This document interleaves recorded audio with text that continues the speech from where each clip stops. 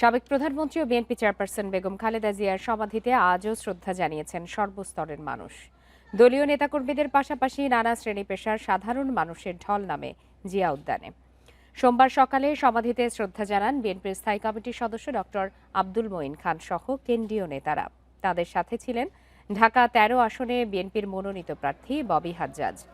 শ্রদ্ধা নিবেদন শেষে তারা সাংবাদিকদের বলেন, বর্তমান রাজনৈতিক পরিস্থিতিতে যে কোনো চ্যালেঞ্জ মোকাবেলায় সম্পূর্ণ প্রস্তুত বিএনপি। আসন্ন জাতীয় নির্বাচন নিয়ে আশাবাদ ব্যক্ত করে তারা জানান, জনগণ যদি ঐক্যবদ্ধ থাকে তাহলে কোনো বাধাই গণতান্ত্রিক প্রক্রিয়াকে থামাতে পারবে না। গণতন্ত্রের ইতিহাসে, বাংলাদেশের মানুষের অধিকার প্রতিষ্ঠার ইতিহাসে, বাংলাদেশের মানুষের ভোটের অধিকার প্রতিষ্ঠার ইতিহাসে, বাংলাদেশের মানুষের কথা বলার ইতিহাসে একটি অনন্য নাম দেশনেত্রী বেগম খালেদা জিয়া।